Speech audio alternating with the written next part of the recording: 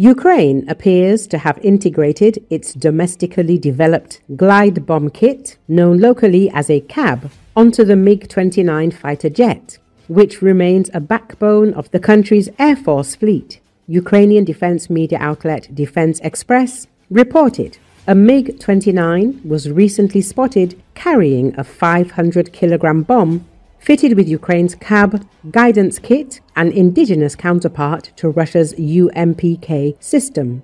The sighting suggests Kiev is moving toward broader deployment of these weapons on its most numerous aircraft. It remains unclear whether the photo was taken during a combat sortie or a testing flight. Earlier, Defense Express published footage of tests involving the CAB developed by the Ukrainian design bureau Medoid. At that stage, the weapon was mounted on a Su-24 frontline bomber, which was likely used only as a trial platform. Ukraine's inventory of Su-24M/MR bombers is limited, and today they are primarily tasked with launching Storm Shadow and Scalp cruise missiles supplied by Western partners, a role that, in part, could eventually be filled by the French Mirage 2000. United 24 Media says, by contrast, the MiG-29 is the most numerous fighter in Ukraine's arsenal and benefits from fully localized maintenance and service support. The aircraft can carry 500-kilogram bombs, meaning that if the CAB is successfully integrated, the Air Force could significantly increase the frequency and scale of precision strikes. This would not be the first time the MiG-29 has been adapted for guided munitions. Previous upgrades have allowed it to carry American GBU-39 bombs and French AASM hammers. However, given the limited supply of Western-made weapons, Ukraine's homegrown alternative could prove critical. Ukrainian engineers state that the current CAB can hit targets at ranges of up to 60 kilometers, with plans to extend that to 80 kilometers. The kit is designed for 50-kilogram class bombs and is already reported to be cheaper than Western equivalents, even at the prototype stage. Analysts suggest that earlier modifications to integrate foreign systems may have paved the way for smoother adaptation of Ukraine's own weapons on Soviet-era jets. This raises the possibility that the CAB could eventually be fitted onto the Su-27, or that such integration is already underway. For now, Ukraine's Air Force reportedly requires at least 100 such glide bombs per day, a demand that foreign deliveries cannot meet. Domestic production of the CAB offers a potential solution, strengthening Ukraine's capacity to sustain frequent, precise, and cost-effective airstrikes. Earlier, Ukraine developed an advanced electronic warfare system known as LIMA that can interfere with the navigation of Russian glide bombs equipped with the Universal Planning and Correction Module.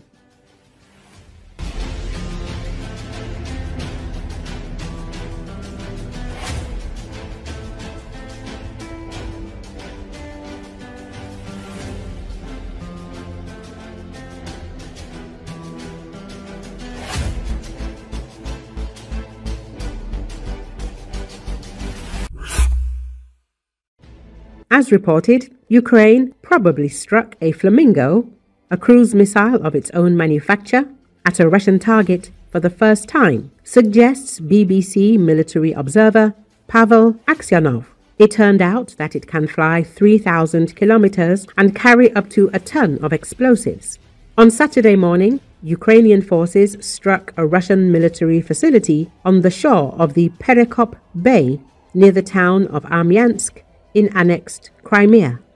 The Astra online publication said the strike on a Russian FSB border outpost was carried out with Neptune missiles. The Ukrainian publication Militani claims that they were Flamingo cruise missiles. August the 31st, the Ukrainian Telegram channel Mykolaiv Vanek posted a video of a missile launch similar to the Flamingo on the seacoast. The Militani report said that these were the same Flamingo missiles that then hit an outpost near Armyansk. There has been no confirmation of this information from independent sources. It is also difficult to assess the nature of the damage. There are no high-resolution satellite images in the public domain. The BBC has satellite photos from the Planet Labs service, but their quality does not allow to assess the results of the strike.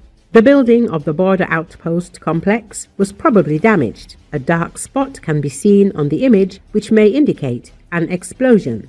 It is also possible that the second explosion occurred near the territory of the facility. This is also indicated by a dark spot near the road. The stated capabilities of the Flamingo missile, a range of 3,000 kilometers and a warhead weighing more than a ton, would be easier to assess if it had flown a greater distance. The outpost is only a few dozen kilometers from the territory of the coast controlled by the AFU. The videos of the launches, however, show that they are cruise missiles, in outline indeed similar to the Flamingo missiles that were published earlier.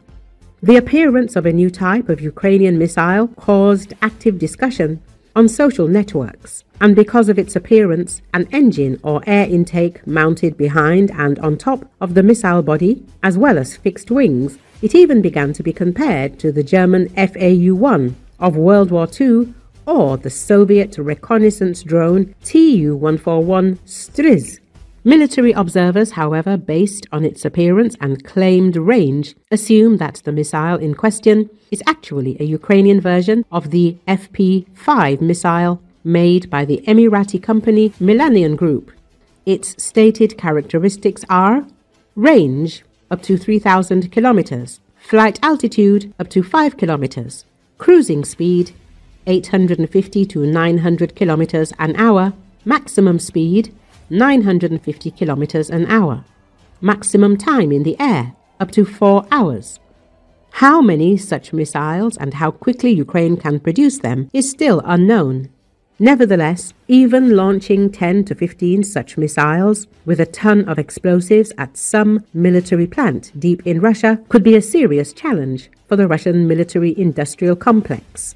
A range of 3,000 kilometers. If these missiles are really capable of flying at such a distance, they will allow Ukraine to get targets not only in Russia's border areas, but also on its entire European territory, as well as in the Urals and Tatarstan. For example, the distance from Kiev to Moscow is 750 kilometers.